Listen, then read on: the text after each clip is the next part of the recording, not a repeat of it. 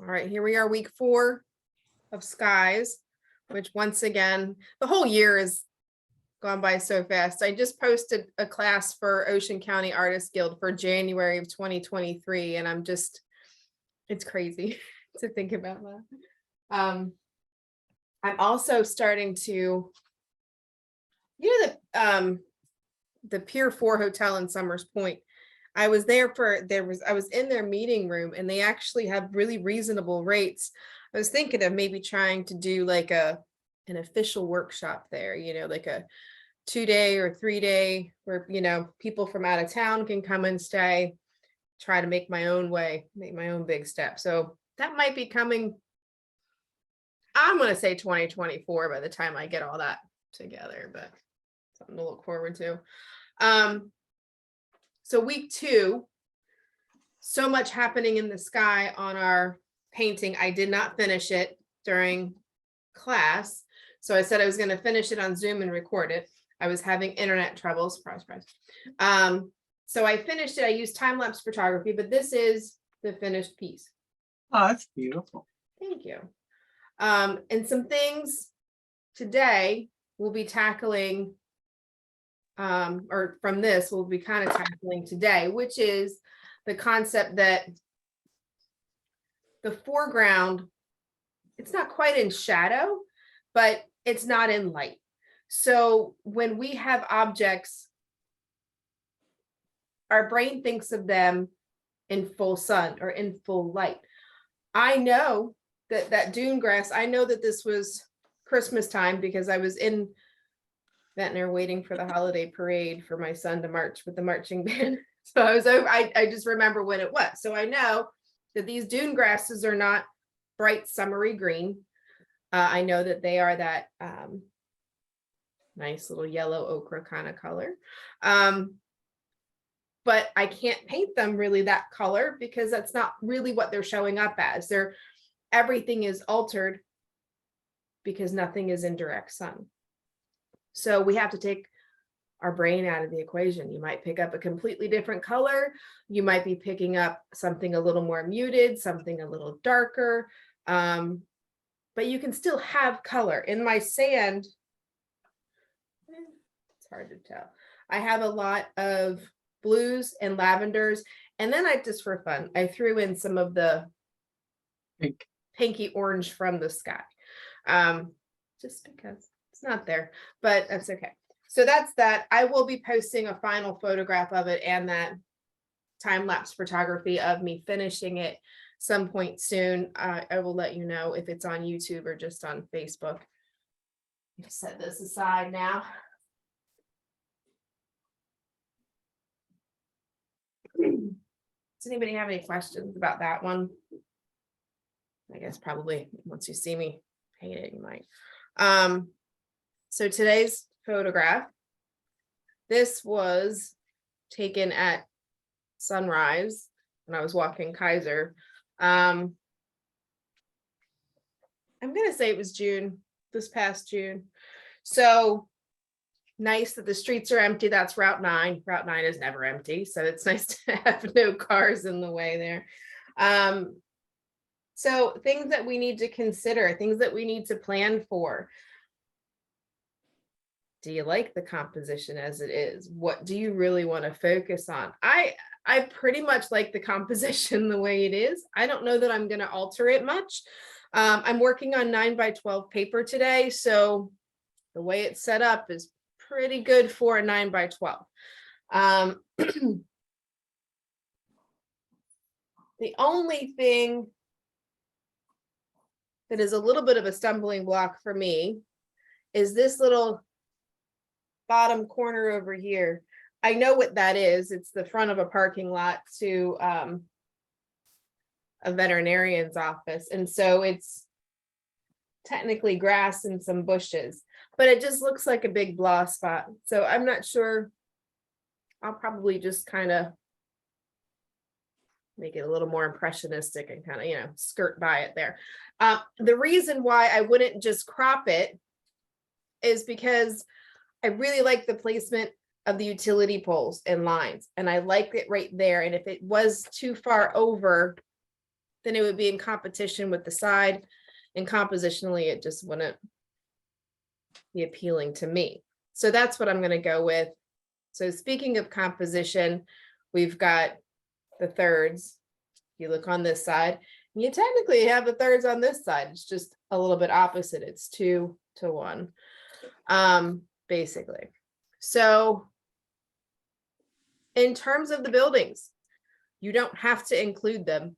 If I think I will be including a hint of them. They're not, none of them are going to be an exact replica, but they will be a hint of them. You are certainly welcome to make it just a tree-lined road. It doesn't have to be anything in particular. If you are making it a tree-lined road, you need to make decisions now. You need to decide what's going to be there instead of the buildings. Are you going to have a little flat land before the trees, because there are trees there, or are you just going to make the trees come all the way up to the road? You can think about that. But like I said, I'm probably going to do at least some hints of the building. I do like the street lights and the you know, some of the lighting from signs and such that are in the front. This little dot of a light right here is not the sun. It is a street light. So and oddly enough, that is not the sun. That is a street light. Oh, okay. So FYI, if you want, I mean, you can make it be sun. We just have to look at where the brightest light is. The sun wouldn't be that high when all that light and the yellows are down here. The sun would be further down. So if you want the sun to be in the painting, lower it just a little bit to match the yellows where the placement of the yellows are.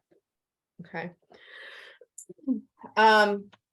In terms of coloring, you know, this would be one of those, if this wasn't my photo, I would go into, like we did a week or so ago. I would go into my photo editing program and I would lighten this up just to see what I'm looking at and kind of blow the sky out so I could see what the foreground is and see what the colors are. But in this kind of lighting, it doesn't necessarily matter. You can kind of make it all muted out. I mean, I know this building is yellow, like a creamy yellow, and I could probably guess the rest of them as I go down the line, but it doesn't really matter because they're just going to be little hints of them. So I definitely will be using my skewer to get all these beautiful angles in there.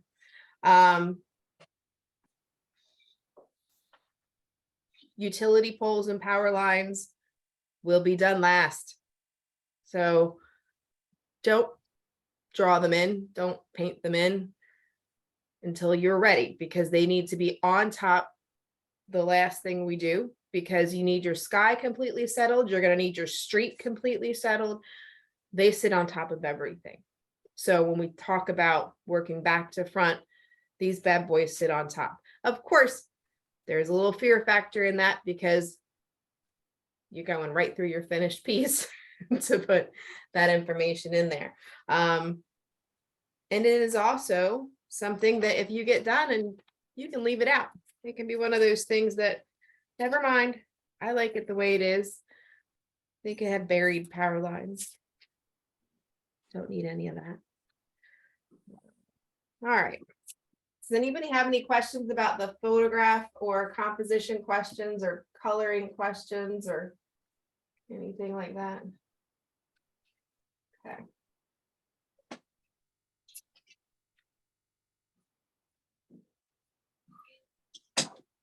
So, oh, that got moved. My camera got moved. Hold on a second. A couple of seconds, and I need to make sure it's focused before I.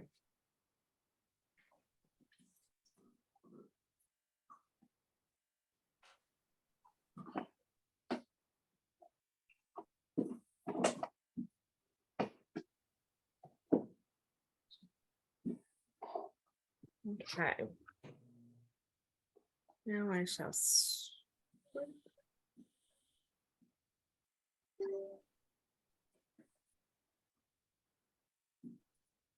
Oh, I took pictures of that last night. All right, let's minimize that.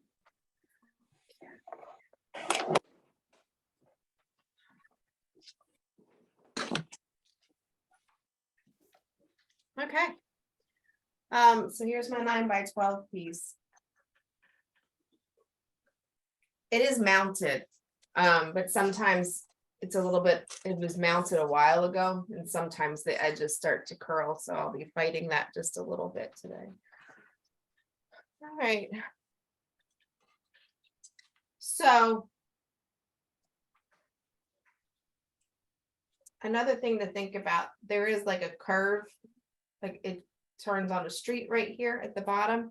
I'm just gonna make that go straight. There's no reason to worry about a curb right there. So the first thing I'm gonna do is place my street in terms of the drawing.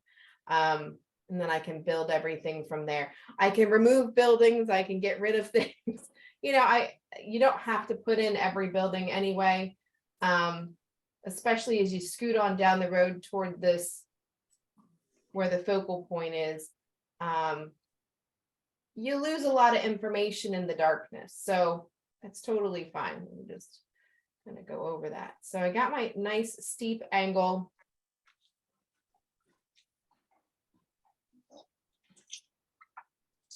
And that angle is super important for making things go in the correct direction, that it's not popping up. I'm putting an arbitrary, well, not arbitrary, I'm putting a little straight line, a little horizontal dash that represents the end of the street that I can see. If I remove all the telephone poles, all the utility poles out of my way, I will have where the street, my viewing, my sight line will end there, and it looks like the street just has that little top to it. So that's just there. If you want to put one, or just even put a dot so you know where to pull the angles from, where to set your skewer down, you can do that, because I need it to get the second angle. This little horizontal spot is just going to get kind of glossed over in all of the other bits of information with the trees and the buildings and such. So I don't really have to worry about it too terribly much. The gentle placement of the skyline with the trees and the buildings, but mostly the trees are what make up the skyline. And so that has its own cool angle. I'm making this angle with just straight with the pencil, very lightly, because it's trees, and I know some of it dips and such, but it pretty much follows a very specific angle, and that angle is really important, again, for perspective as to how fast the buildings are going into the distance, what the ratio of that is. So now I'm going to look at the rooftop angle. Again, a light line, because I know that that's going to be altered. So I'm looking at the roof of the big building up front here to get the placement of how steeply it goes down. I'll get the bottom of it too.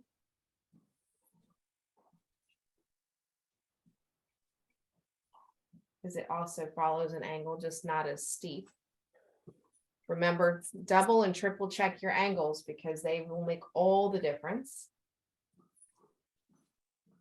This is probably a good one to do for January's perspective class, that the Zoom class is all about structures, perspective, going off into the distance. So I have a rooftop angle, I have the peaks of the rooftops, and then there's these lines in between, and then basically the ground line in front of it. Always straight up and down is straight up and down unless you're looking at the Leaning Tower of Pisa. So that can kind of throw people off. They might make a little angle. They might think it's coming forward, or it's always up and down when you're talking vertical. The horizontal lines are the ones that make the difference.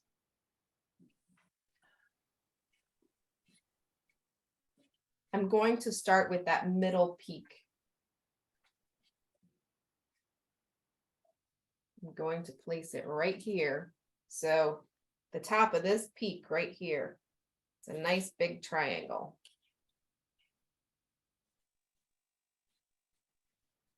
And these are the ones that can fool you, right? These are the ones that can really give you a hard time because they look like they're longer than they are. They look like they're going the opposite direction, or our brain kind of makes them go the opposite direction.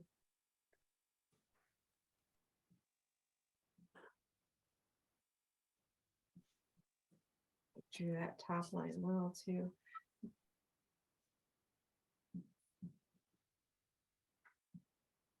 So that goes down. So it's a little kind of cap sitting up here. Again, I'm going to be fussy about a couple of things on this drawing. One's going to be these strong roof lines up front. Second's going to be the street angles. And everything else can just kind of float into where it needs to be.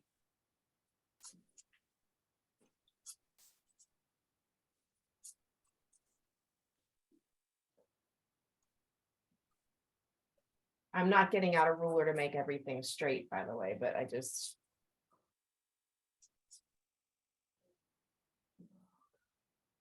And once I get this little bit of information about the building in place, it doesn't have to be exact.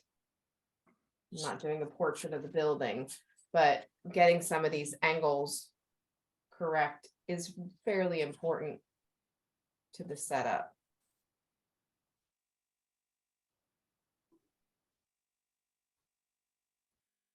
I'm a little bit crooked, plus the camera makes it a little bit crooked. That's one of the dangers of working. I step to the side and then I get a little goofed up there. I need to mark the tops of these arches.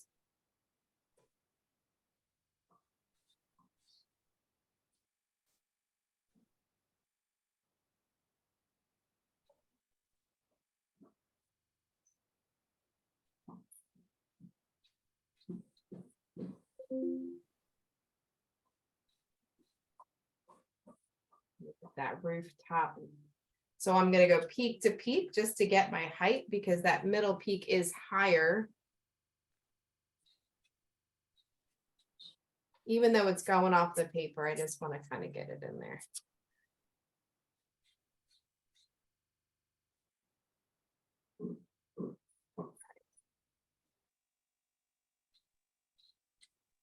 So that's the most detailed I'm going to have in any of the drawings, just because I don't want to get caught up in that right now.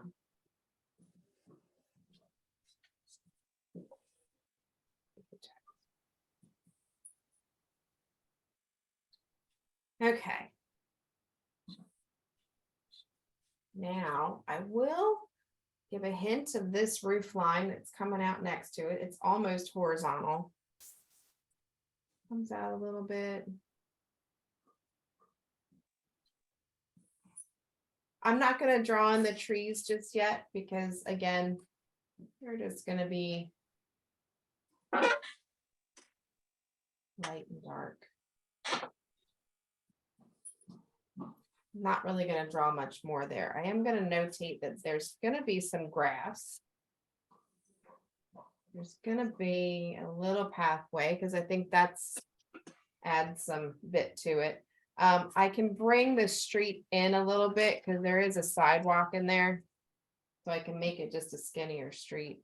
I'll worry about marking the hint of the sidewalk when I get there. Now we've got this sidewalk. So I'm marking the grass. Now the other side of the sidewalk. That seems a bit extreme. Okay, so this because of the bushes. It's a little crazy.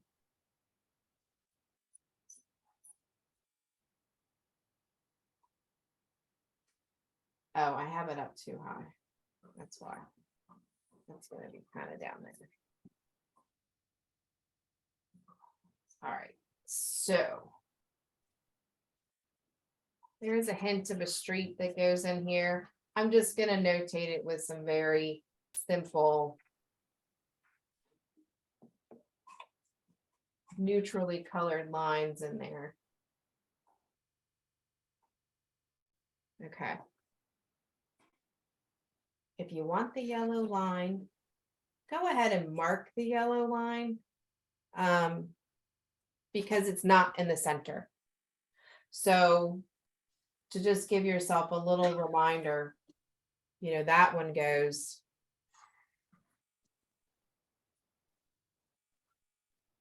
even more so there. And then there's the white line if you want the white line as well, and it kind of pops out too. So if I put that in the center, it would start to really kind of skew things up just a little bit. I'm going to pause for a second, let you guys get your line drawing to where you want it to be. Again, don't worry about the utility poles or the lines just yet. Worry about the overall angles of everything. So I'm looking at very specific angles, all going towards this unseen focal point where it looks like the street ends. So everything comes to it. Some a little more extreme than others, but that's what's going to give you the nice, correct placement and the correct vanishing focal point kind of a thing. I'm going to pause.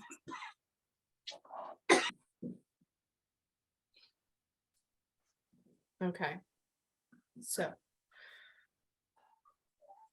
now we have a drawing. It's time to go in. So this particular sky, so we were all talking about skies. It's a nice cloud line. It's a nice cloud layering. You do see little bits of blue coming through. As we mentioned, that's a street light. I'm going to ignore that street light. I will not have that street light in there at all. So we have lots of this luxurious pink and then just a purple. I mean, just the clouds are just straight up, it's pink and purple. My printer printed some lovely stripes through it, but I will try to match the colors basically.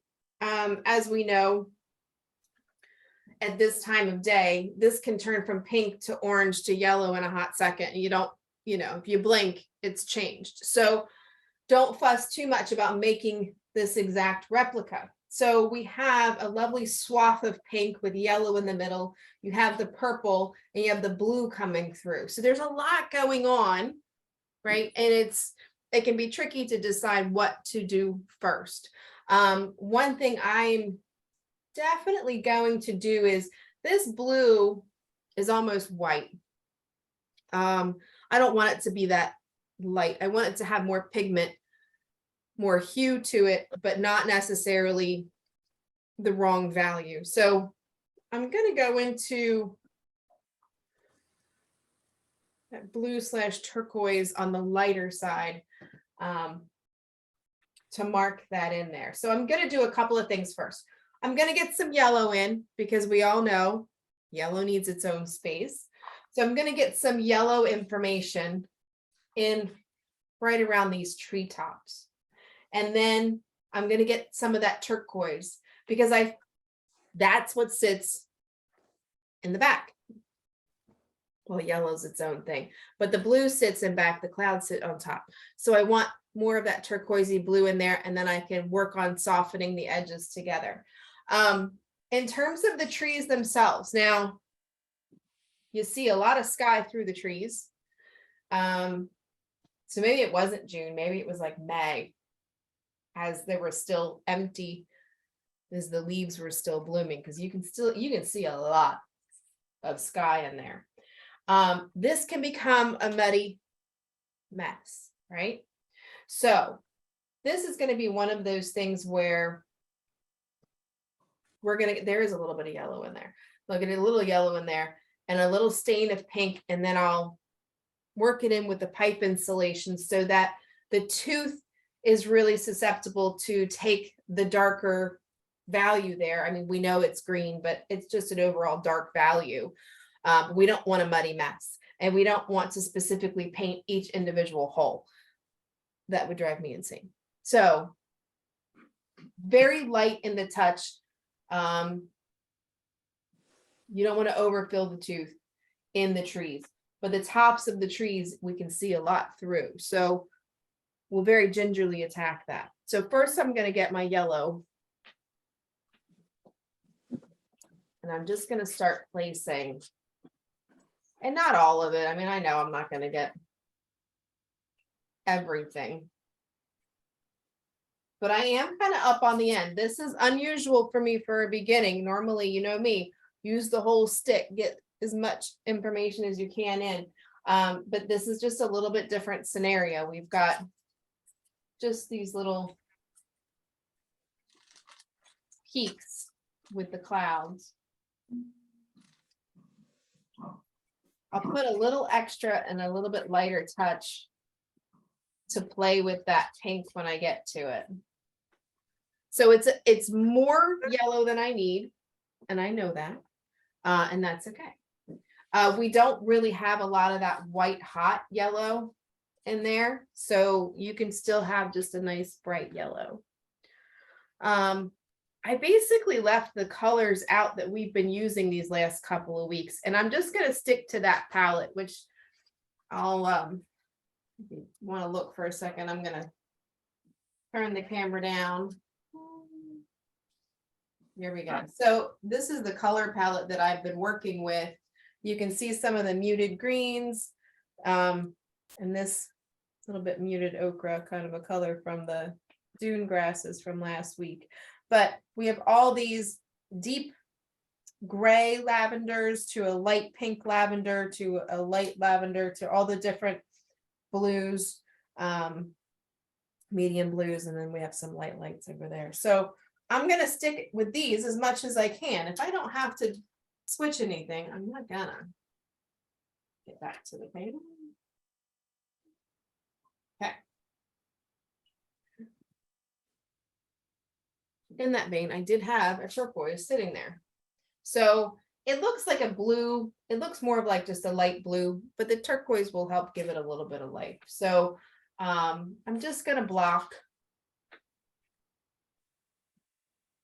Not really heavily, but I know I can see some of the tooth through it. But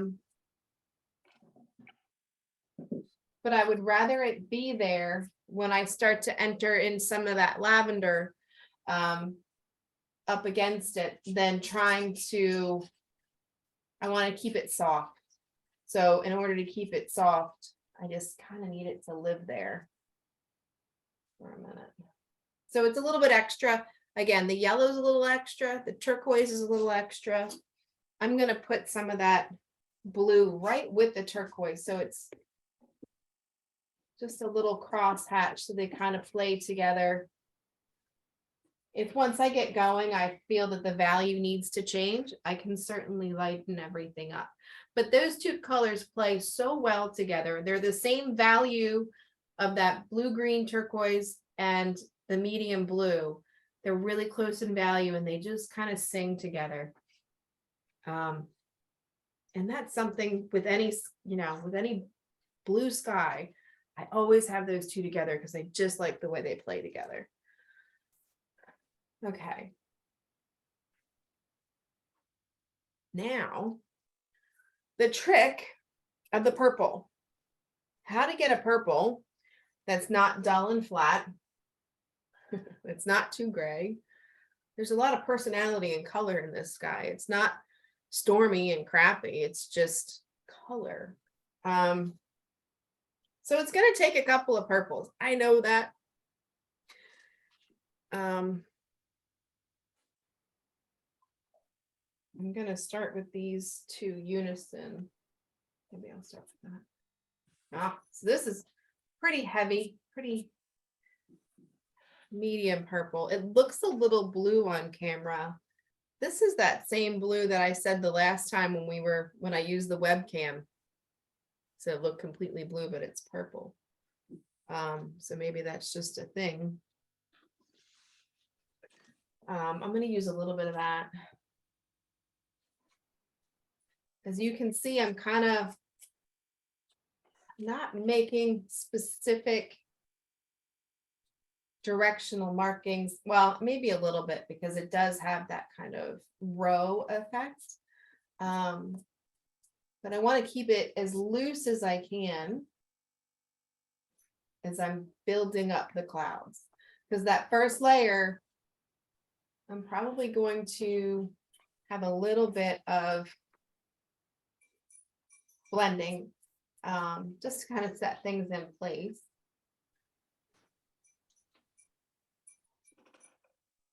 Not to make it flat, but just kind of get some things in place. That was just the one color. I'm going to add the lighter lavender with it.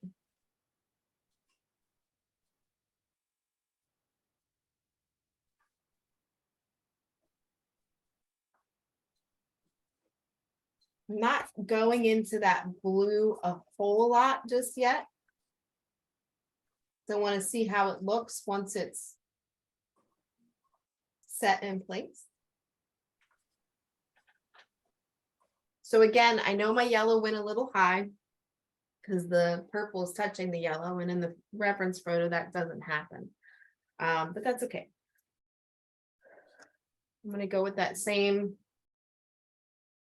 rosy hot pink.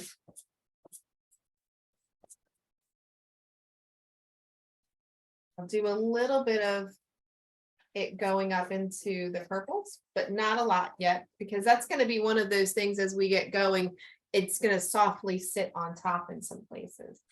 When we get towards the yellow,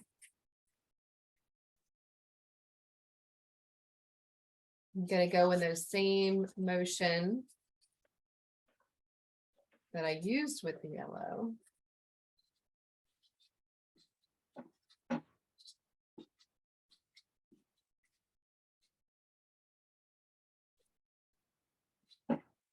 So now that I've got some tree information here, I'm just going to lightly place some of it.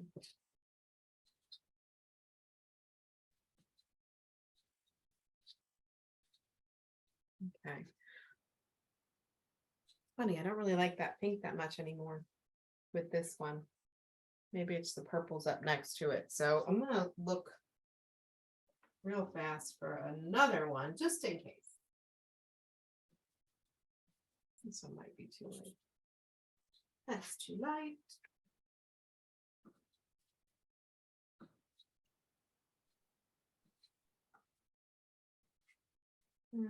That's too hot pink.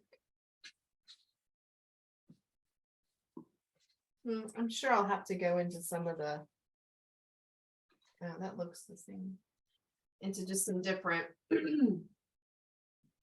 be rosier, or not rosier, but orange. It's a little too orange, but it could work. So there's going to be some color blending as usual once we get there. Because there's not, we don't want to go too light because there's not a lot of, they're very intense colors. And even if they're light in hue, they're not light in value. So trying to bring it lighter in value will only make it dull and pale. And we don't want to be dull and pale. But like, that's a good one. All right, so I'll be mixing that in there. That has a little more life to it. Okay.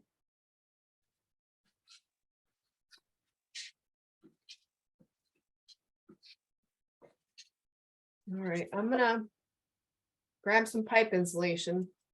A few pieces will be sacrificed today. Because I want to keep it so thin, especially down in here in the tree.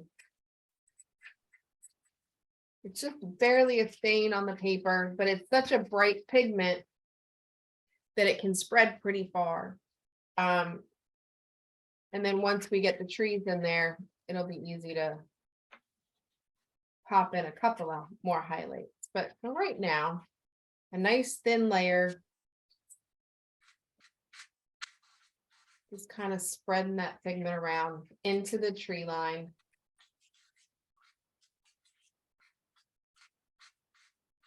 A little more solid on the left side.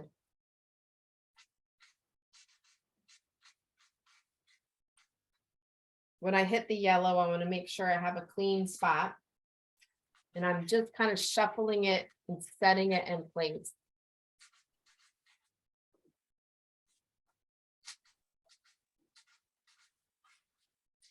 And those same directional motions as I started with.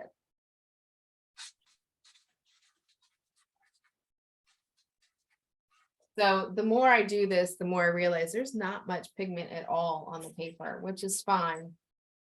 What I was aiming for.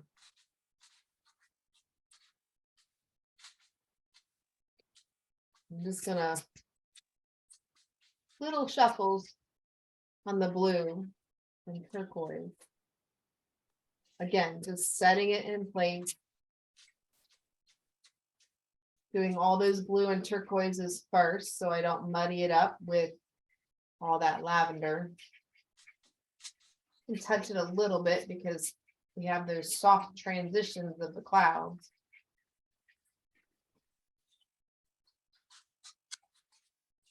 We'll switch pieces again.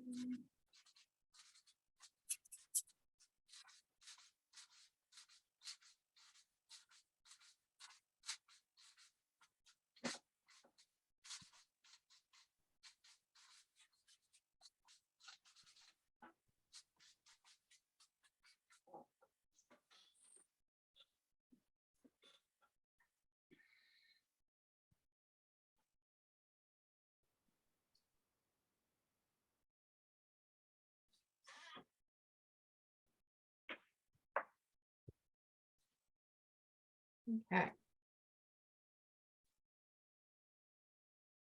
Not terrible. As first layers go.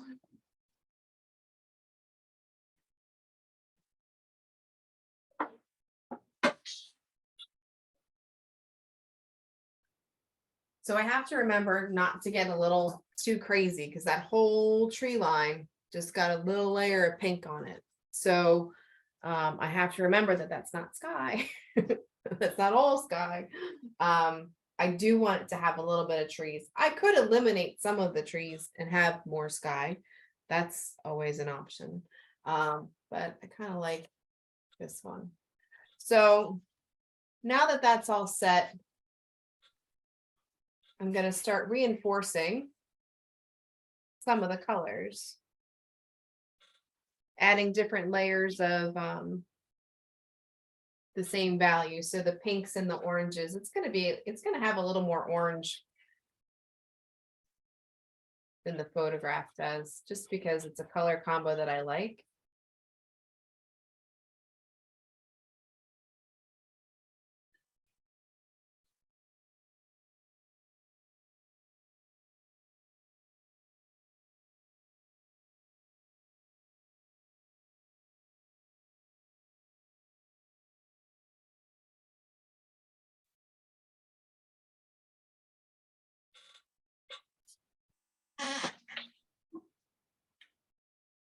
So especially in the lavender ones, you can certainly pile on the pigment to move it around. But if I'm looking at how the light is reflecting,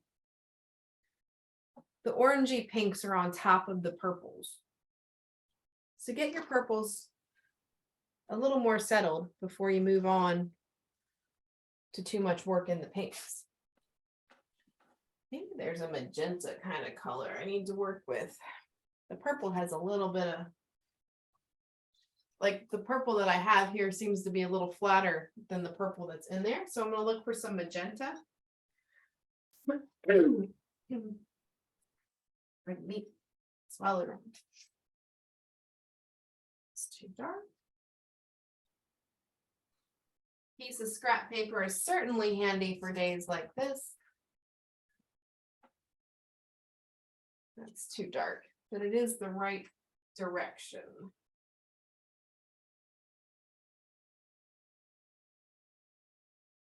Whew. That is way hot pink.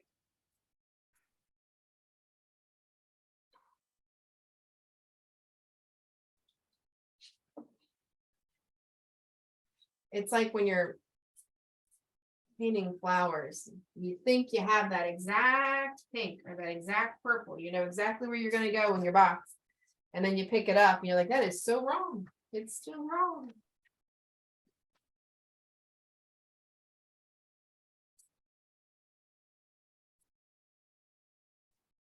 All right, so this is a new pastel. It's a little harder, but I have all that too.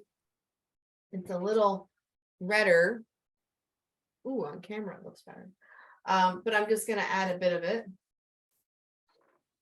in a couple of places and kind of move it around.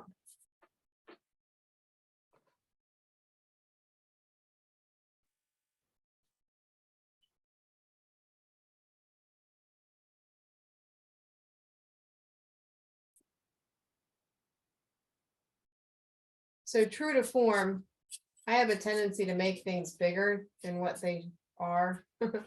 So my markings are a little bit bigger than the amount of information that's in the sky. So the sky technically has more than I've put, like I'm making the blue holes bigger than what they are, but that's okay. Doesn't matter. It's the fun thing about the sky. So some of these layers are going to look a little wonky for a little bit. If yours are looking a little wonky, don't worry about it. Just keep going. So now I can take another lavender and set that magenta in place. And now the magenta shines through and gives that lavender a little more light. If I have enough pigment on the tooth, I can use my finger, but I still don't think I have enough pigment to do that. I keep picking up the same colors. Of course, that happens all the time. This has a little mauve-y to it. And purples are definitely one of those colors that can just flatten everything out. Let's step back for a second. I think I'll need to start to tighten up my yellow soon. Not yet. I want to get my purples a little more settled before I move into those pinks. They look a little too orange for me right now, so I'll be digging through.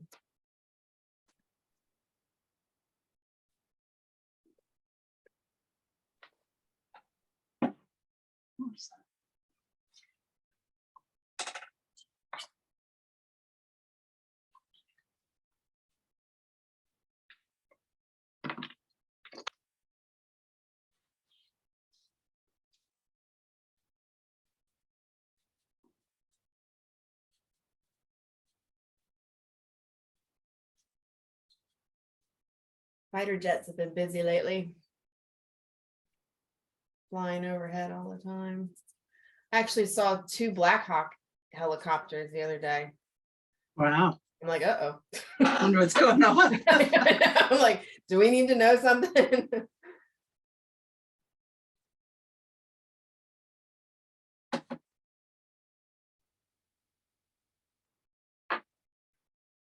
So I have a pretty decent amount of pigment that I can move all that purple around.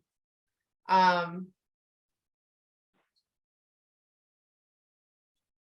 could kind of change the structure of the clouds a little bit if I want.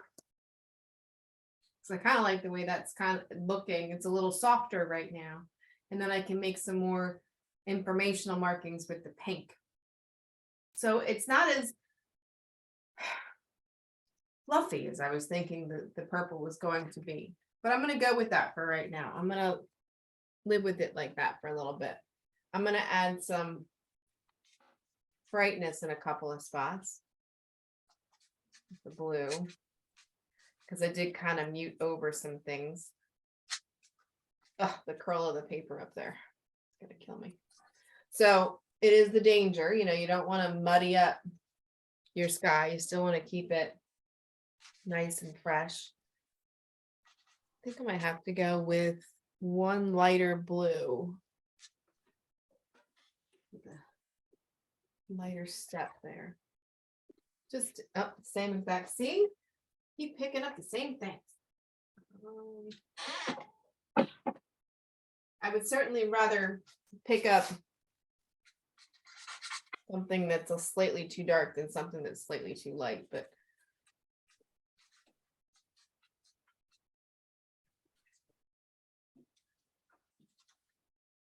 I'll put the blue back on top of this because it's a little bit gray white for my taste. Put some blue back on top.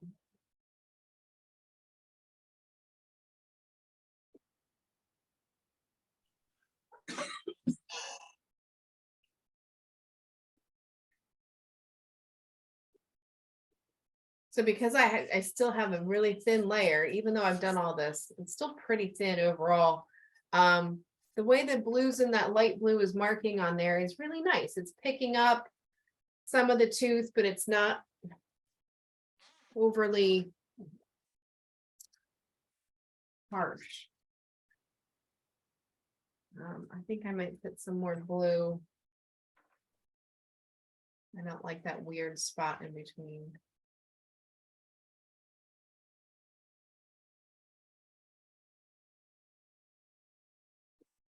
Always watching for those funny little shapes to appear that we don't want to appear. And as I add these little bits of holes of the sky peeking through, I'm conscious to add all the same colors that were there in the other locations. So I'm making new little spots, but I'm making sure to add, oh no, see, there's a big old face, eyes, nose, and mouth. So let me bring that up. Just conscious to add all those colors so it looks appropriate.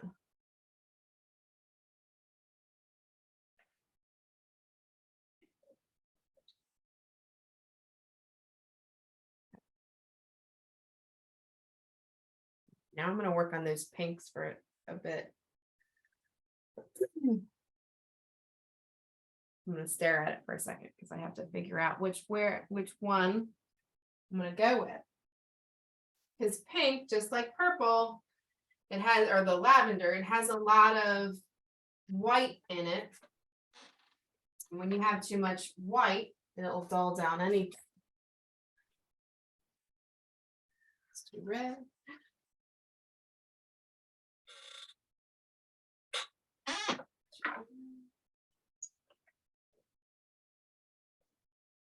All right, so this is like a hot pink. It is not necessarily the top color that I'm thinking of, but I think it's necessary to turn things to where I want it to go. So I'm just going to give a light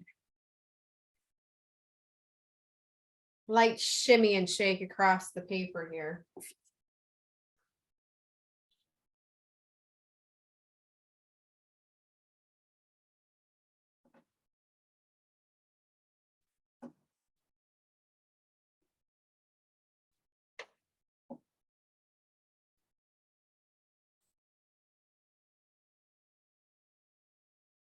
See, I'm forgetting that I have trees.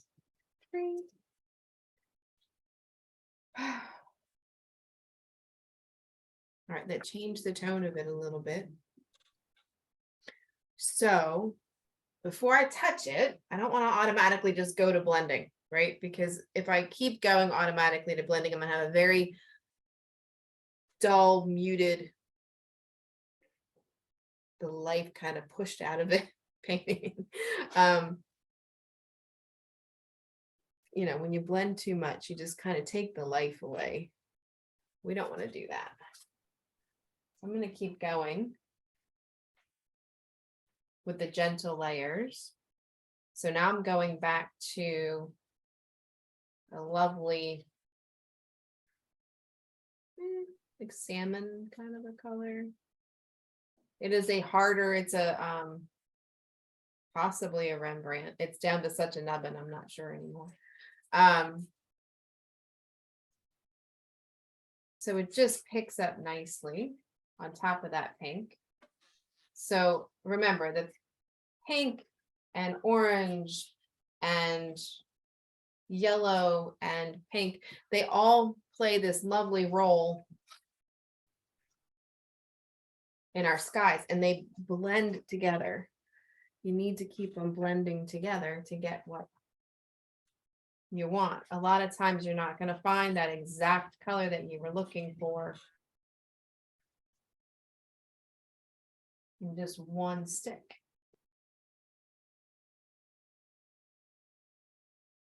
This is that initial color, and I'm just lightly dragging it up into purples. Clean it off just a little bit.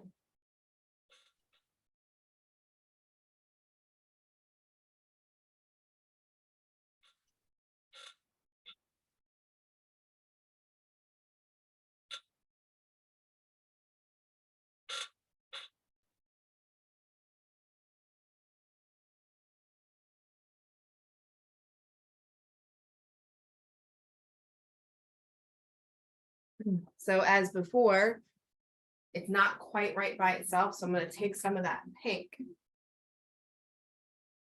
and just shimmy it across the top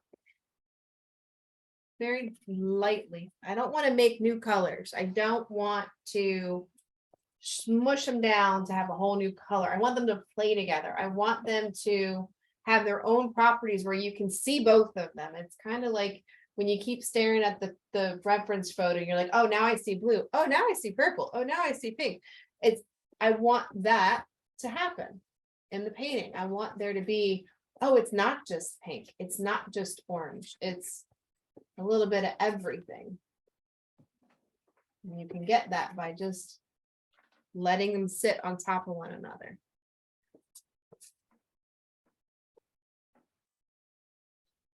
If you got a little heavy, you can always back it up with your paintbrush. Take some of it off.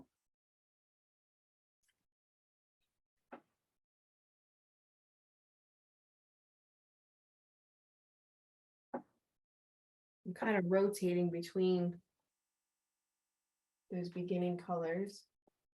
And cycle in some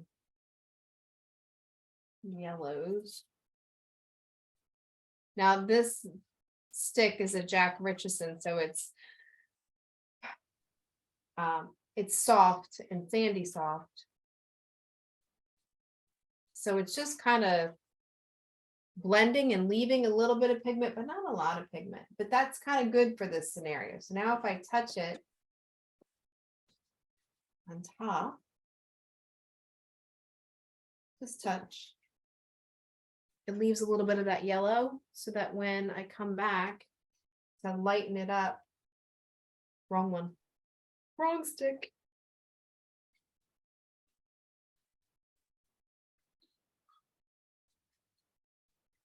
A little bit of yellow pigment sticks and lightens things up. I think I need to find a little bit of a pink here. That's a good pink in there. I think I am going to go ahead and add some of that lighter yellow. I have like a really pale. Yeah, that's working better than I thought it would. I was thinking it was going to be too pale. but it's not. You can go as crazy as you want with these little yellow bursts of color. You certainly don't have to do every single one of them. Do whatever makes you happy.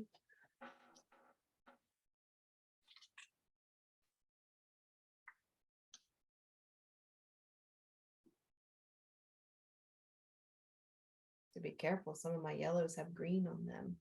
That would be a tragedy if I put the yellow into the green into that section there.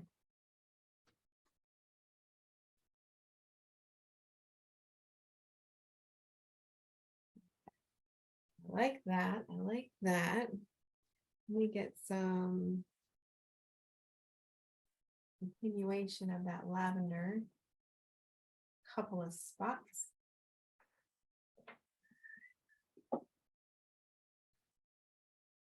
So this is that lavender. It must be more of a periwinkle because it comes across up against certain colors is a little more blue than it is.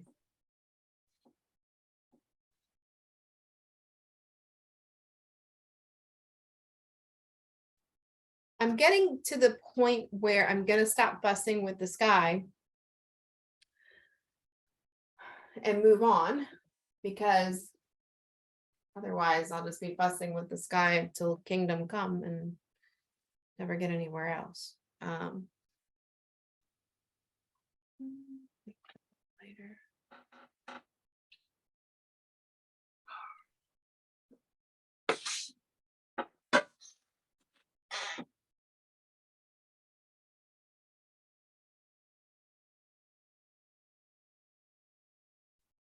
So don't forget, these are the situations where if you have a weird end, you might just need to take your ring finger and tap along the edges to get something to sit down.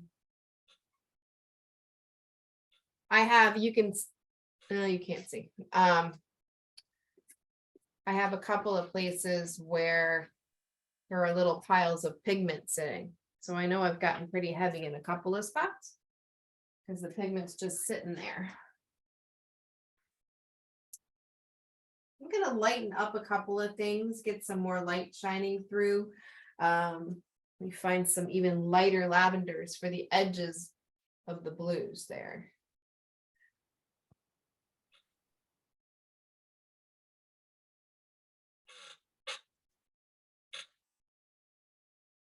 And if everything gets too heavy, just get your paintbrush out and tap some things away. Don't necessarily scrape it all away. Chances are you did some good things, but it just got heavy. So just gently tap away.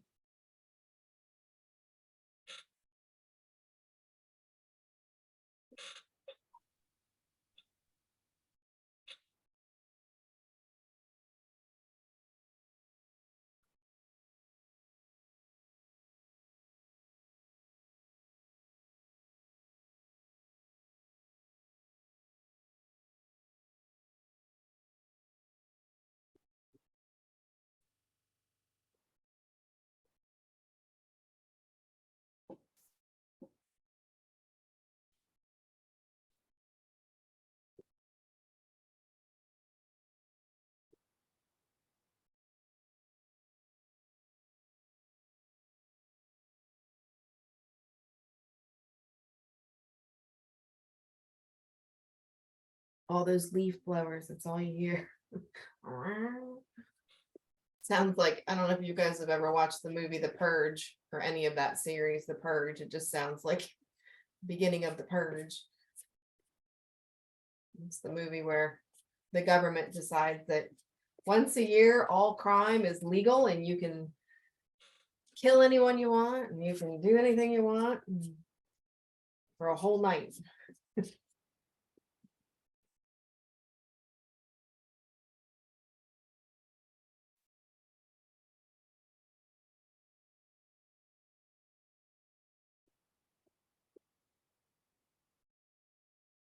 So once again, just kind of gentle touches to let the pigments play together. So I'm adding some more of the blue but just in such a gentle touch that it looks like some of it's cloud, some of it's sky, some of it's cloud, some of it's sky, just kind of go back and forth for a minute. I'm really close. You're frozen. Can you hear us? Yeah, are you there? Can you hear me now? All right, hold on, let me pause. Okay, so now I'm going to slowly build some of that dark up from the trees. I'm not necessarily I'm going to go pretty dark, but I don't know that I'm going to go as dark as what's shown, only because I probably saw more color in real life than what the photograph shows. So I'm just going to start to notch, if I can get a good edge, notch away some of the heavier pieces of tree. I'm not worried about all the thin parts just yet. And I can also, we can do landscaping. The trees don't have to be as tall as they show in the picture. They don't have to be as prominent. So I'm just kind of gently placing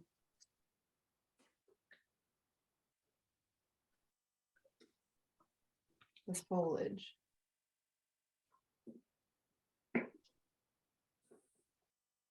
I'm dragging it somewhat into the light of the sky without fully taking over.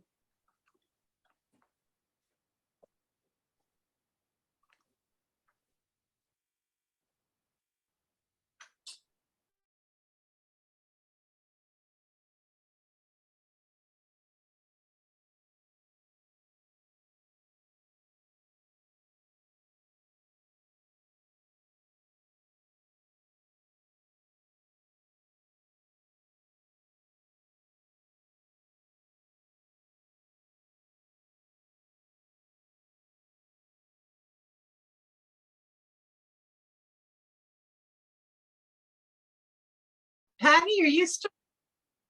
Oh, she's back. Here we go. I don't know what it's doing. Like, I don't know. Maybe it's my computer and it's Wi-Fi. Am I gone again? No, I'm not. No, you're there. Okay. I don't know. It's weird again. Oh, there it is. Okay. All right. Now it says it's recording.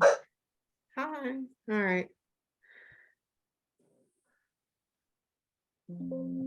Ugh. I was going to try and, you know what, while I have internet, hold on, I'm going to pause. All right, another hiccup. So I'm going to continue with the ground. And like I said, if it goes out again, I'll log back in with my phone. I don't know if I'll be able to continue recording the whole thing with my phone, but we'll see. So a lot of the stuff down below does have that reflection of the pink from the sky. So when I start my street, just laying in some of that color for the street, I'm going to start with the deep lavender that I had in the sky. And then once I get that settled, I want to include some of that pink reflection on the asphalt. I did just cover over my center line. You kind of have to, but it was just there for placement purposes anyway. This is that little bit of sidewalk. So I'm just going to start to notch in bits of color. I'm not really going to refine anything. I just want to start to notch things in and get things placed. So some of the grass might not be.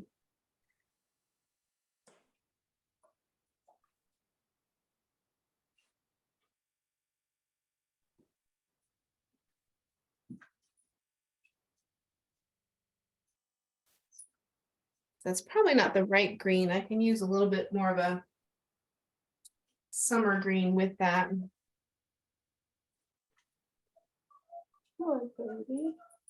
And remember, as you're picking your colors, Kaiser, it's the computer. You heard the jingle of the, you heard the jingle of the collar.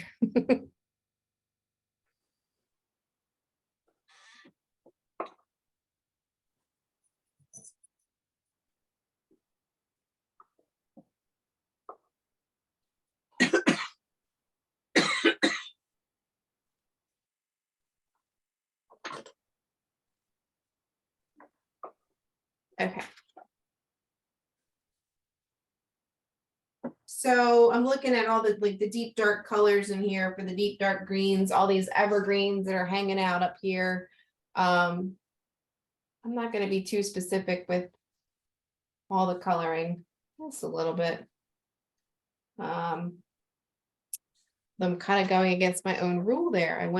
I started to put bushes in and I haven't gotten the building information in there. So I need to keep moving on the building. You can see that the roof here is a metal roof. I'm just gonna place it. It's not an exact color, but I know I'll go over it. So I'm just placing those little metal rooftops.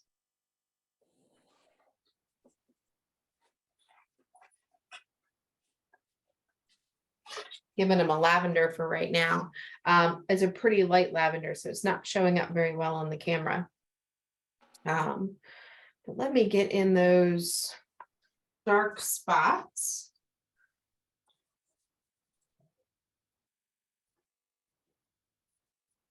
For the archways. Go a little darker.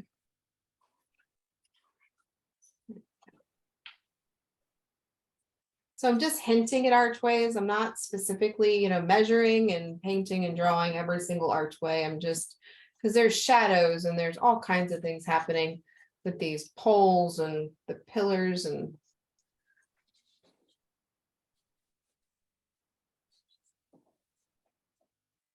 so if I can find little hints of that dark, I'm going to put some of that dark. Combine those two. Oh, I like the purple and the green together.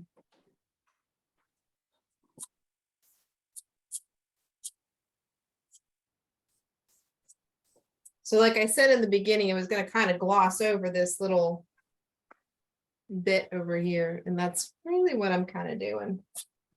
It's giving it some value and not necessarily anything specific.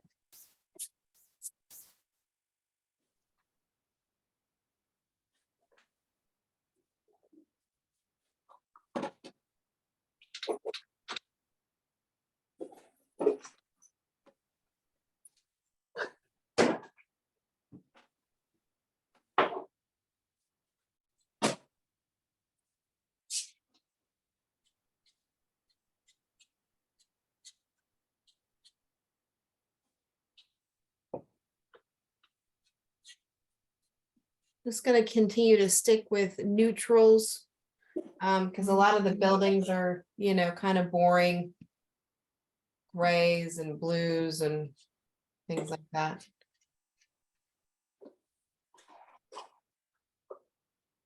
And browns even, so you can even go into some of the browns. So this is like just a neutral kind of a blue that I can also add to the street.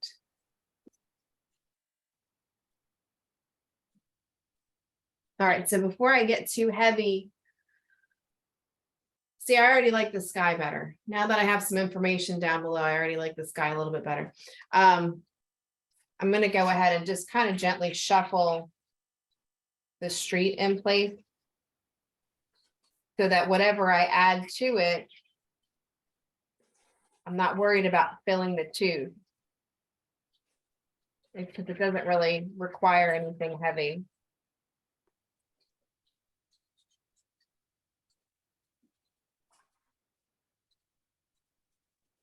Okay, that's pretty good.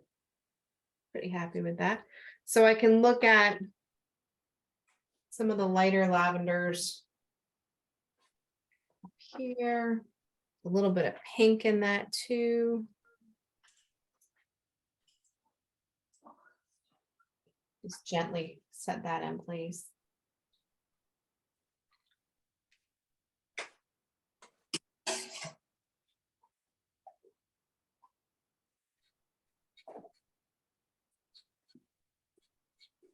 So some of these, you know, when we get to it, when I get to it, the when I go to put the lines in and stuff,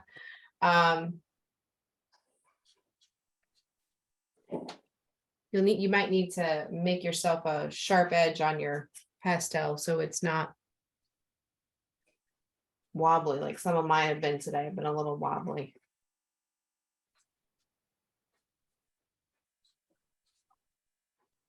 I will be adding to what I have pulled soon because the neutrals of the buildings. I have to pull in some other colors. Try to resist the urge of any whites or anything like that, except for even when we get to the white line in the street, it's probably more of a pink than it is white. Right now, this time of day, white buildings are not white. So just try to resist that. I'm gonna look for like a muted yellow, which is gonna take, it's gonna take a couple of layers, and I know this. But I'll just start to, yeah, that's too bright. That's way too bright. It's gonna take a couple of tries and it maybe take a couple of colors and a couple of layers. But as I notch in, this is a little better. It's still a little bright, but I can tone it down. I'm not worried about blending in any of the building stuff. I just want to notch in. I kind of like the texture. This color is still a little light, but it leaves me the room to use something a little bit darker for some of the architectural details. And then as I add those architectural details, I can gloss over some of this and make it a little darker. So when I'm looking at this architecture here, I see like a lot of almost like a greenish gray color that's making the architecture kind of stand out. I'm gonna go with that.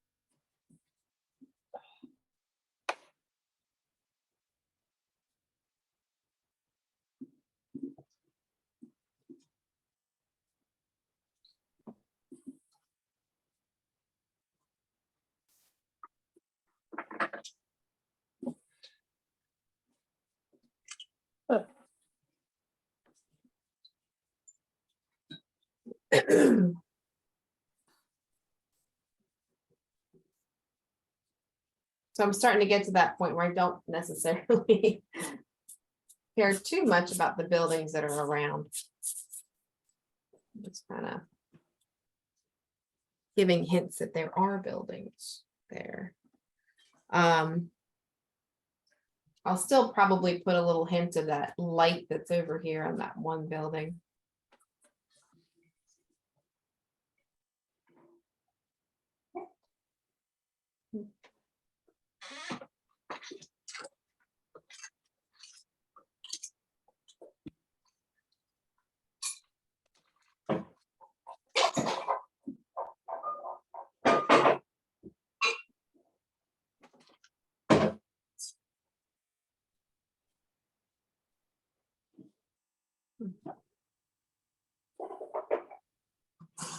We have about an hour left, a little less than an hour.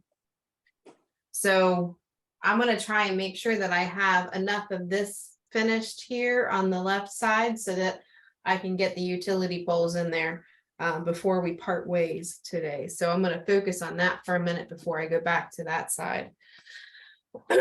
So I need to get from here over as finished as I'm gonna, so that we can do that together.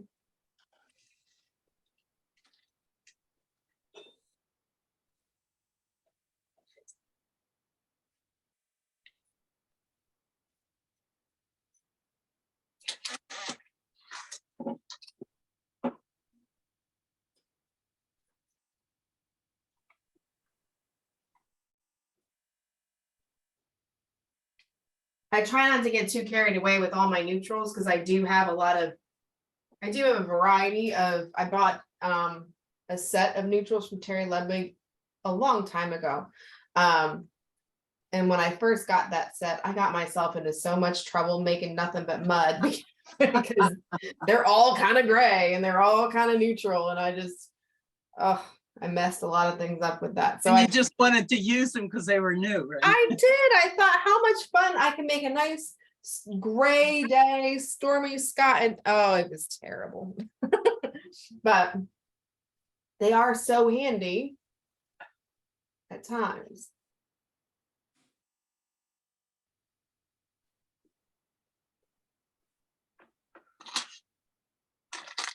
Oh, there is a roof there.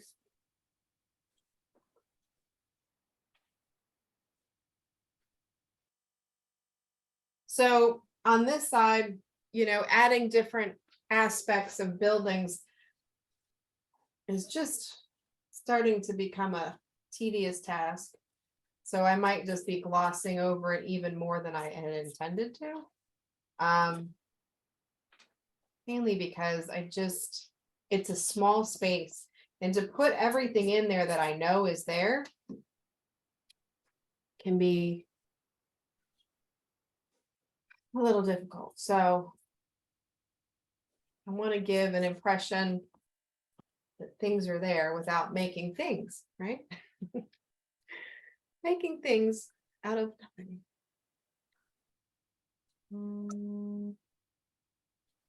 Oh my goodness, my daughter, I guess she's like constantly texting me during the school day, and I'm like, will you concentrate? Do your schoolwork. Yeah, I'm surprised how much they can use because I text my nieces all the time. Mm-hmm. I'm going to pick them up. Yeah. I expect them to answer me, but they Oh do. yeah, they right away.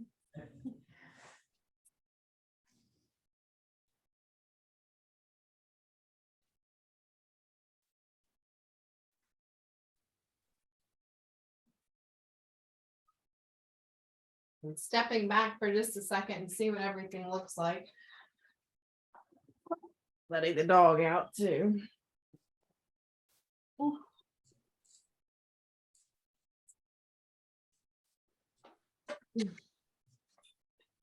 Hi, puppy. So standing back, I'm just gonna make this little section grass instead of worrying about it being bushes. I'll just make it look like grass. Those utility poles are going to be a big amount of information that's going to cover up a lot. So if I just make that a little strip of grass, it'll work out just fine.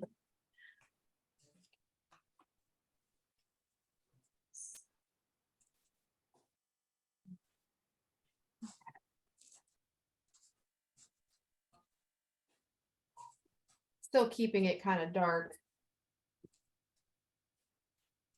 but there we go. Now it's just grass. I'll kind of tighten up some of the edges a little bit.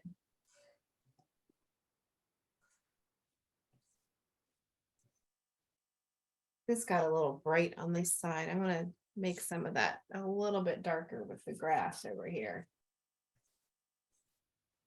I want it to know it's green, but I don't want it to be picking up too much light. That's better. Kind of like that. Okay.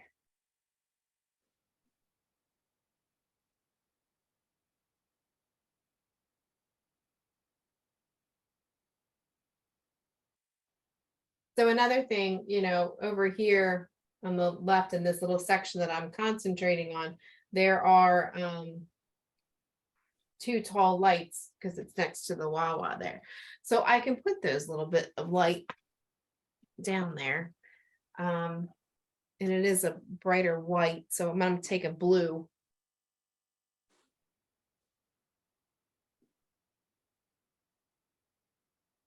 To start it, and just tap a couple little.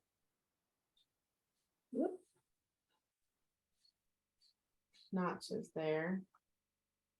Take the side.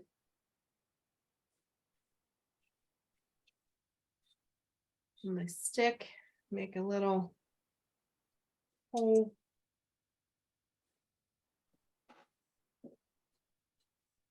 And because I did that, I can put some light on the ground.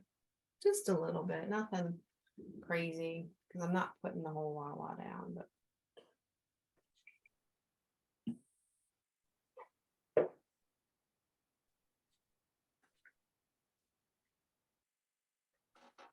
And try to remember, when you're doing these sidewalks, try not to make a line going down. Try to go side to side like we would do a tree trunk, where you're just kind of taking one side and pulling across, because that'll give it the more natural look. If you try to pull up, it's going to give an appearance of up.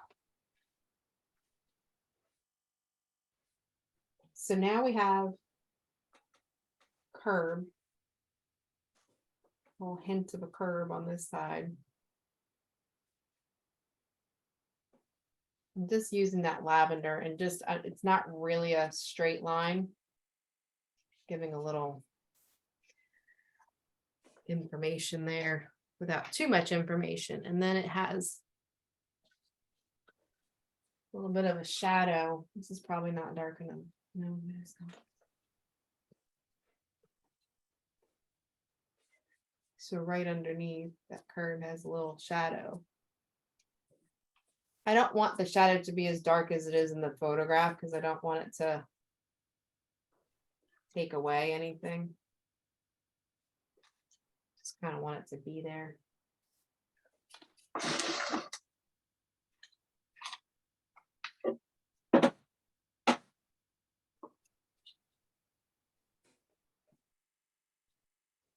Oh, I kind of lost room for the, I'll carve in a little sidewalk there.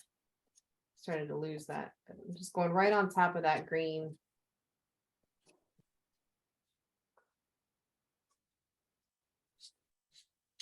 It looked like there's a sidewalk.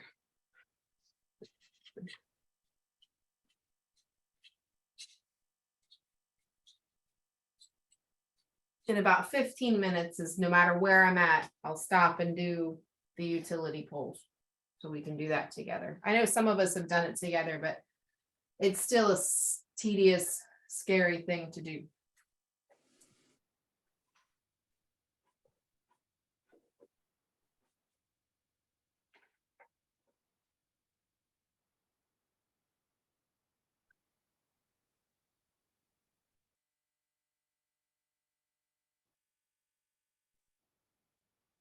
So this is a muted green I'm using to get some of that information. Of course, it's not, it's round, so it's giving me a little bit of fits here.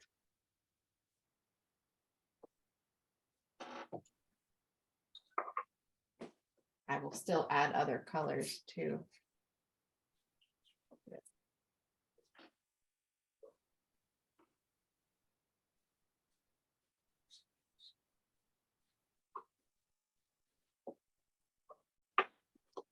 So just kind of muting it down, giving it a little bit of a dirty dinge, but I'll take, it's interesting. So, to think you got to brighten it up, but keep it dark all at the same time.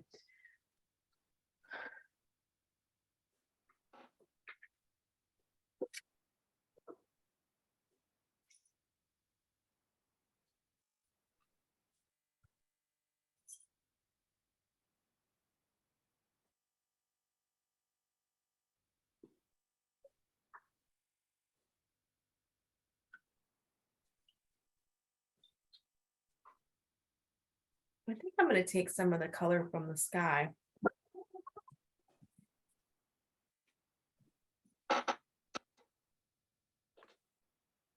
Put it on the road? Put it where? Oh, in the building.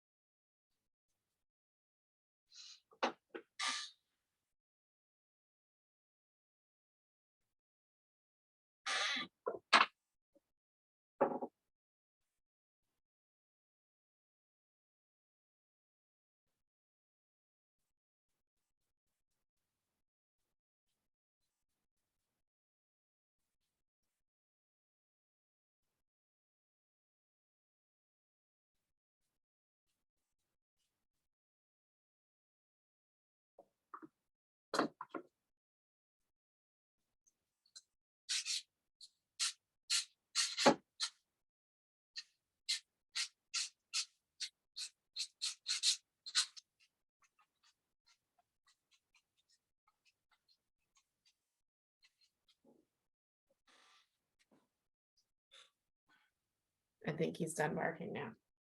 Sorry about that one. That one took him a while to settle back down. Yes, I was taking some colors from the sky and putting them into the building. I know my building isn't an exact drawing, so I'm trying to keep it loose, but still keep enough elements that you can see a little bit of the architecture. I don't want to go crazy, but there are some places that need a little bit of shadow versus a little bit of light.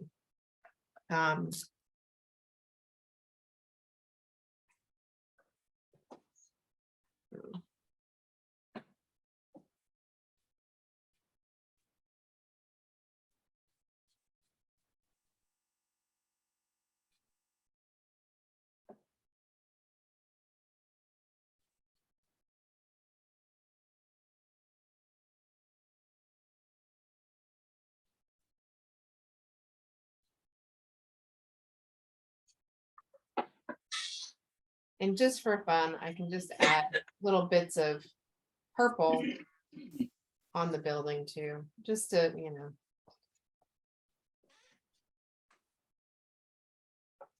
keep it light. But now that I have enough of that building in there, I can start to put in some more landscaping in front.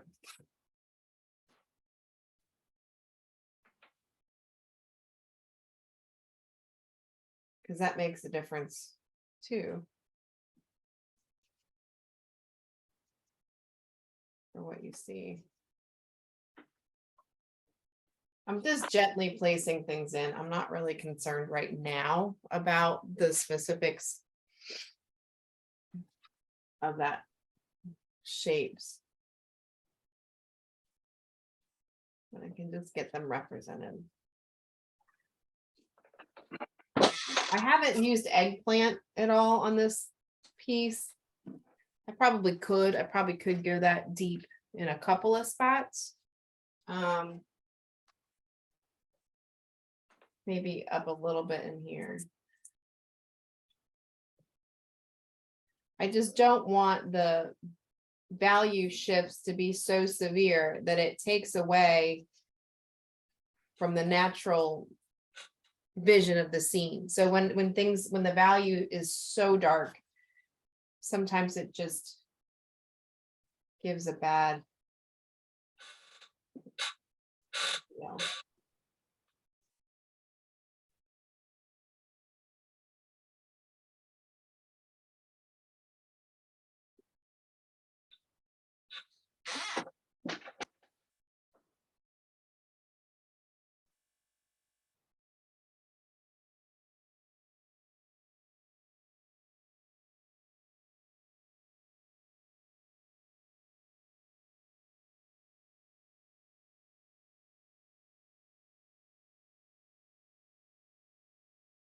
So I kind of left the trees alone for a little bit, right? I don't think I'm going to make them as high as they are in the photograph. I might update the shape. Couple. Pull that up.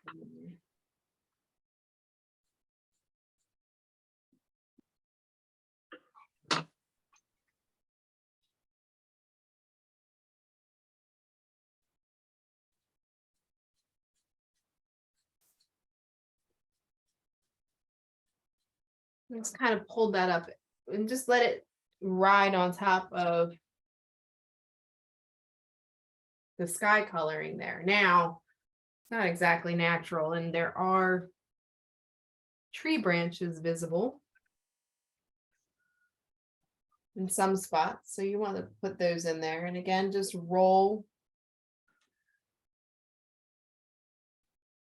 the pastel. You don't have to have all the tree branches, but just a couple of hints of them. I don't want them going all the way out.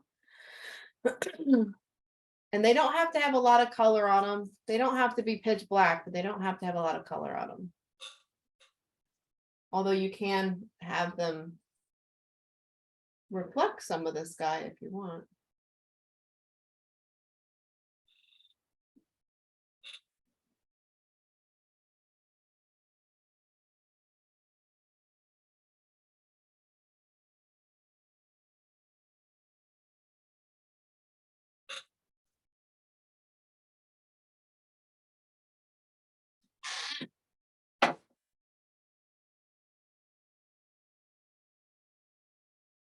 And the further away you get, the less you're gonna see. So don't try to force the tree branches on down the line. The further you get, it's just little bits of blob with the sky shining through.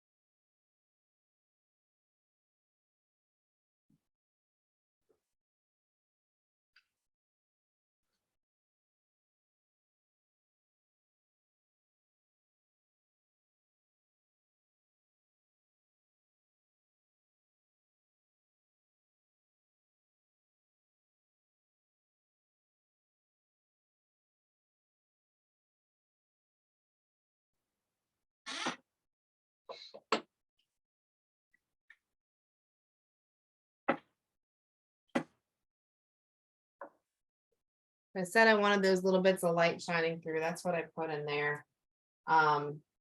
There is, I have that little bit of yellow in the street there. There is that light pole that's sitting there, the light that's sitting on the pole. So I might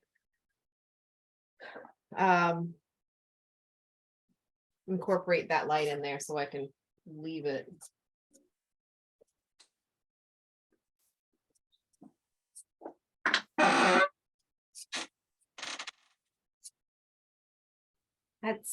The building is still sticking out as really light, and I don't want it to necessarily be that light. Even the roof needs to be toned down a little bit. You see how bright it is?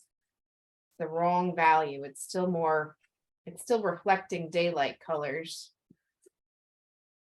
So I'm going to tone down the roof again. I have put a couple of layers of color on there, but it's just not quite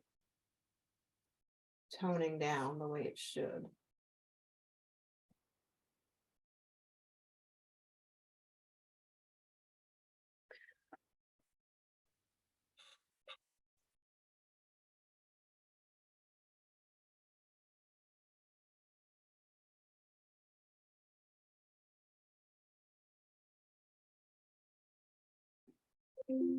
Cleaning some of it up here with my paintbrush. So it's removing some of the color that I had put down. But I just kind of want to tighten some of it up a little bit. I'm using it in a manner that will be helping it blend a little bit, but certainly pulling off at the same time.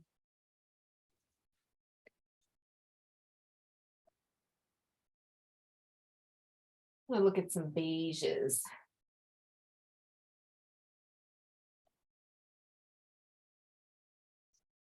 Which beige is another tricky color because beige can be in the yellow family, it can be in the green family, the tan brown family. So which box to look in?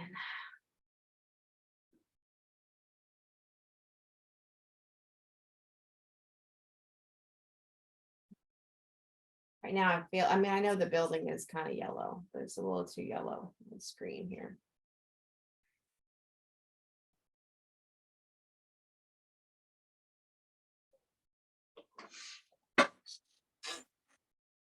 All right, so this took away the yellow that I didn't like, so that's good. All right, I'm gonna come back in. This is the kind of the problem with when you have one object that is in a clear view where you can put more detail. And so holding yourself back from putting in too much detail. Because then that changes the feel of the painting, then it changes it to, the portrait side of things, and we didn't want a portrait side of things, but it needs more information than what I had. So here I am. I'm using a piece of vine charcoal right now. Just to kind of move things around a little bit.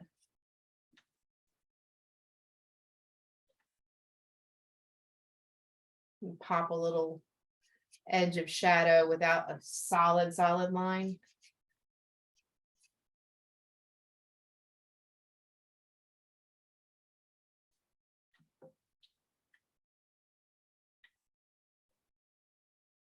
There we go. That's better. Still a little brighter on camera than it is in life, but okay.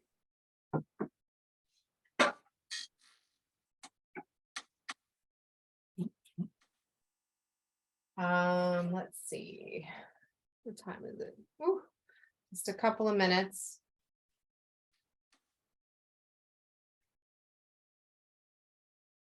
And I will be working on the light poles.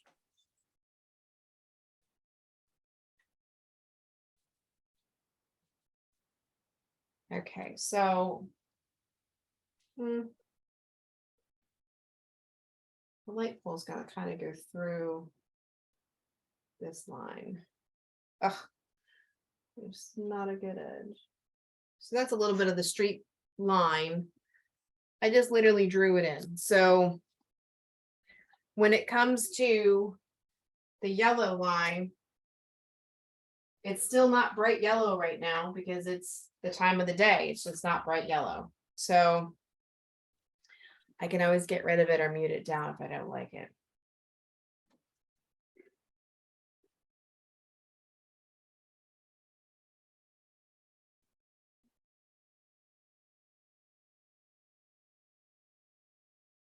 Who's in there? But then I think I'll take, instead of just one color, because it has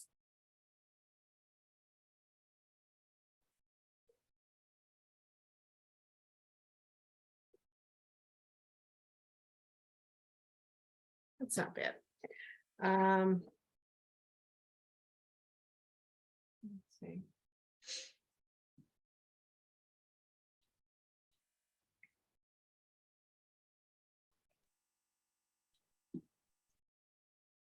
I'm just trying to keep it soft, you know, like I don't want this harsh yellow line showing up in my painting because it's not about the yellow center line. It's all about the sky. So if you have it too bright and too in your face, then it's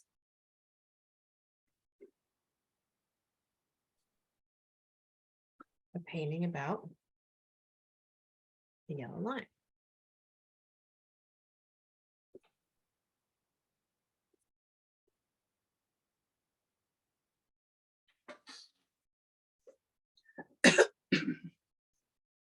And it doesn't have to be perfectly straight for the way I'm painting. So I don't have to have it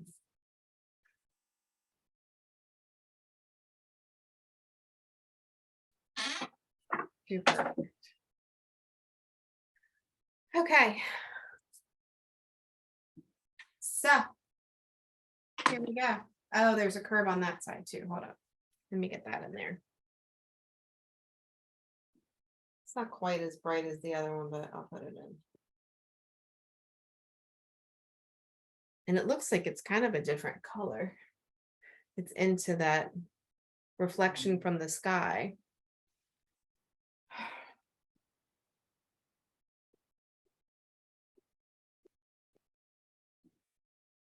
There we go. I'll just tone it down with a little bit of yellow. All right. Here comes the fun part.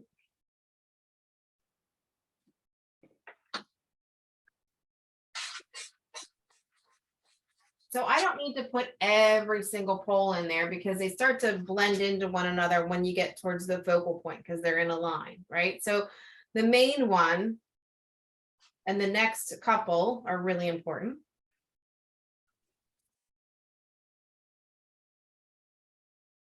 I'm going to sharpen my pencil first. Hold on.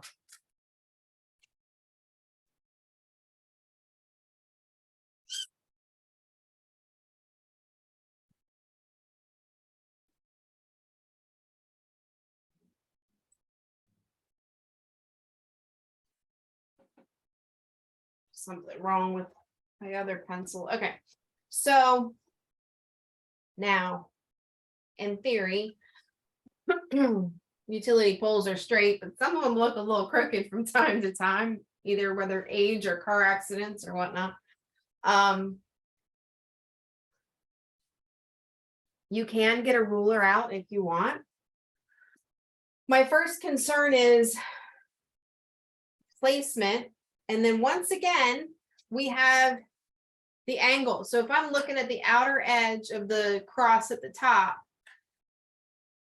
that creates an angle.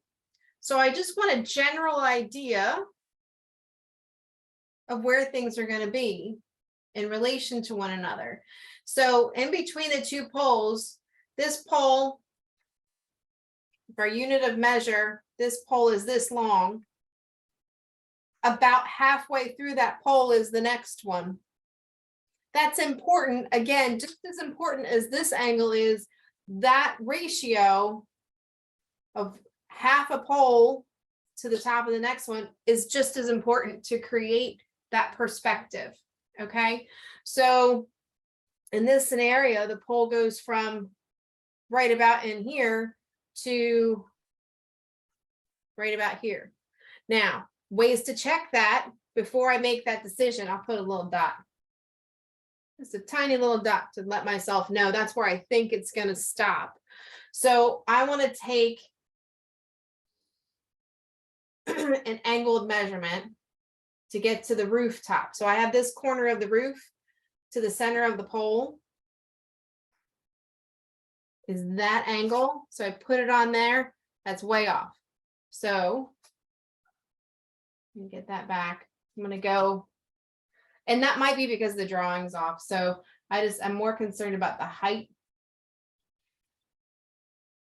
All right, so I'm just a skosh short. So now I have a stronger dot because I'm more confident about that dot. So I'm going to take that dot and just make a center line. This line doesn't have to be perfect because it's going to be a thick pole. You know, you have a little wiggle room on either side. So when I look at the crossbar, it does have a little angle to it. Put that in. And then I know about halfway down,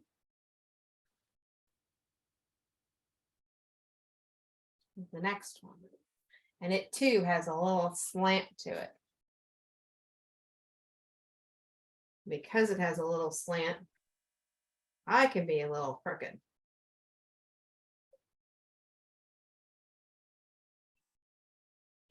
And now the next one doesn't come down as far.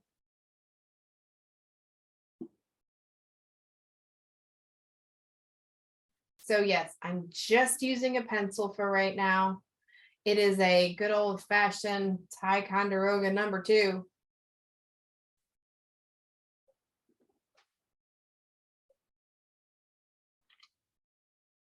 Okay.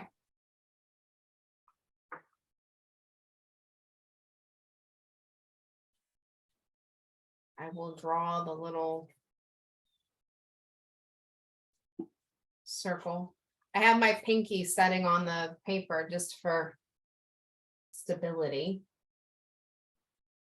If I want that light pole, there it is, shining down. So I can put a little light on there to reflect that light. So pretty happy with that. The next step, I'm going to try this first, is my little piece of vine charcoal. It is a tiny piece of vine. Oh, I know which one this is. I'm going to get a different piece. I do have a nearly black one. I could use it, but maybe not yet. I want to use a smaller piece of vine first. I guess I should have had that handy. Hold on.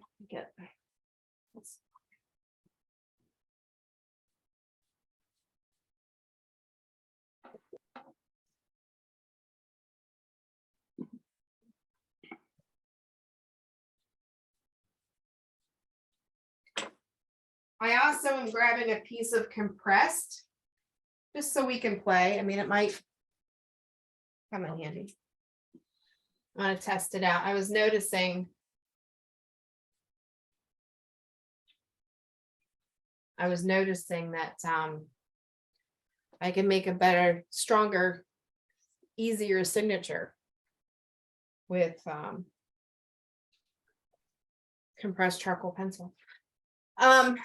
All right, so this first pole is a little bit thicker and I have a lot of pigment down. So I've got my small, stiff paintbrush. I'm just gonna carve a little path using the line that I made. I'm carving the path so that whatever, whether it's charcoal or pastel, whatever I use, has enough tooth to sit. Again, using my pinky to keep my balance. Now it's a ghost pole.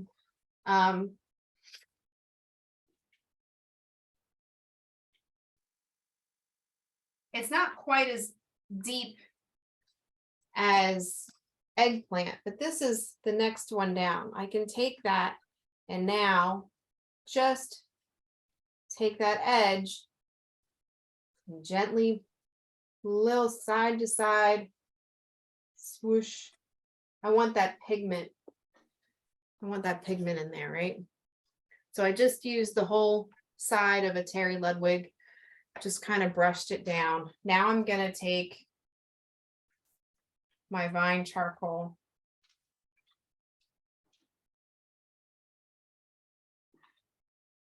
and help move around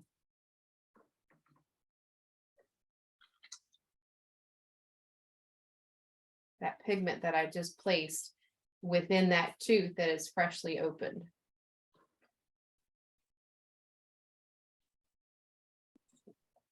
I need to do that too up here. I left it be. Move that tooth too for that box.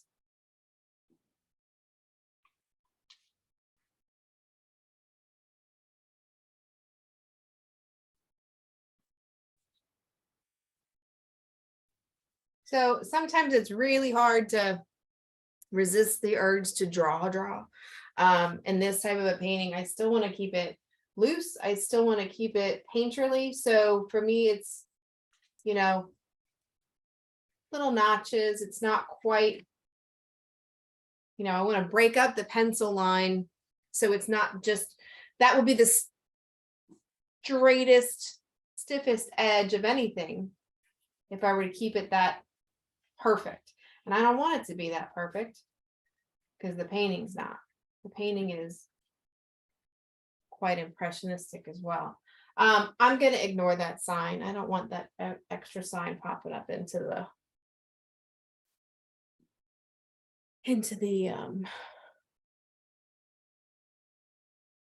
sky there. So I'm going to place a little bit of light here. This is one of the colors from the sky, so it's not standing out just yet. So I'm going to have to brighten it up a little bit, even more so. So it makes sense again why we have a little bit of light on the ground, which doesn't look like a lot of light right now, which is funny. There we go. That's a little more light. Okay. There's a couple little. Okay. They each have those little crossbars there. Now, I'm going to set down the vine charcoal. I'm going to resharpen this pencil before I tackle the power lines themselves.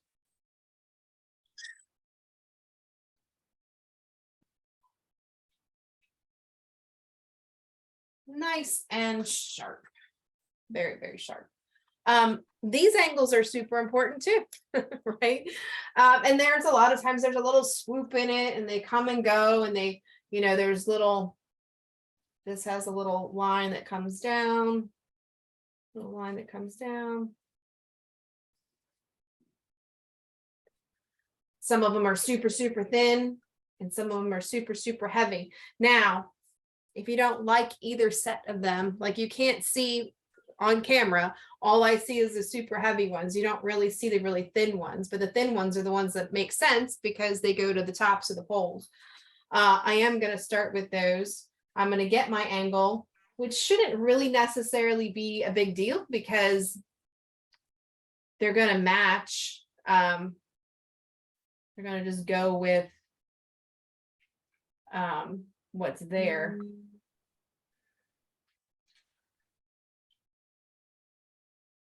So very gentle pencil lines. I will not be altering these pencil lines after because that's really what they are. They're just super, super light. Connecting the dots.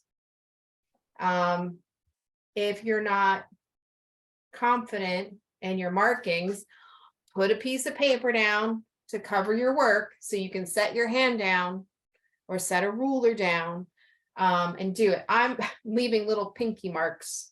I'm just I'm using the nail of my pinky as like a maul stick and setting it in place.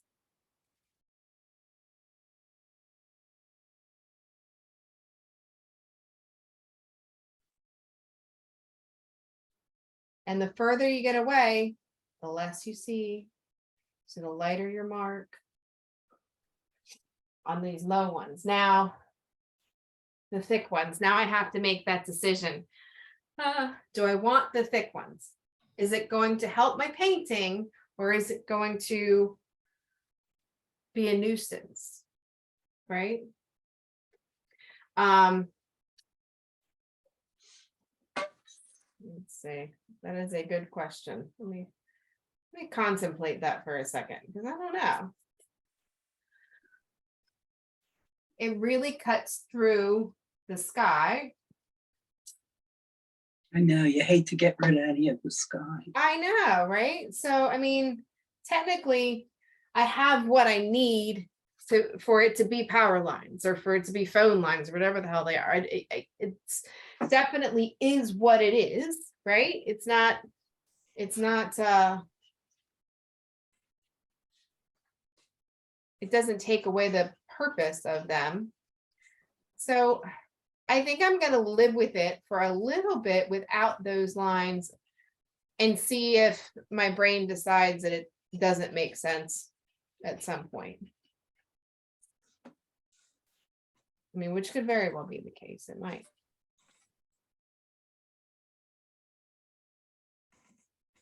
Now I'm just kind of touching up some of the different elements. I didn't blend anything once I got into the buildings and such,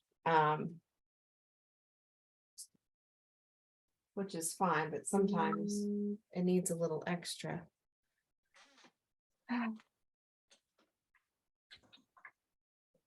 Hey, sweetie. Hey, puppy.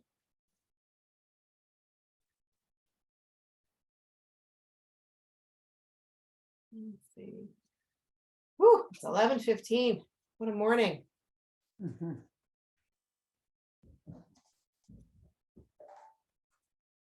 Again, a lot harder than it looked. Once again. Oh, well. All right. For anybody that is taking the next one, the figures, I'll be sending out information on tomorrow. I doubt it's going to be later today, but tomorrow for the first, because it starts Tuesday, which is crazy that Mhm. here we are. Yeah. November is Tuesday. So, Well, I'm definitely doing it. oh, great. So yeah, I'm on Perfect. Venmo. So I'll send out information about like what else you'll need. Because we're going to be doing a little bit of drawing first. To make to be a little more confident. Because just like power lines, throwing people in can be a little intimidating. And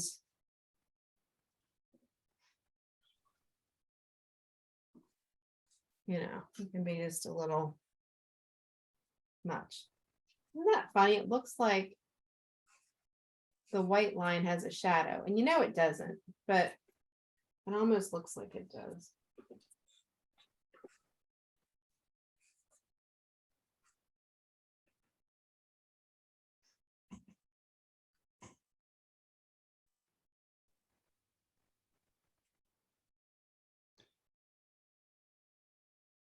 Just want to remove some of the flatness from the street, give it a little dimension.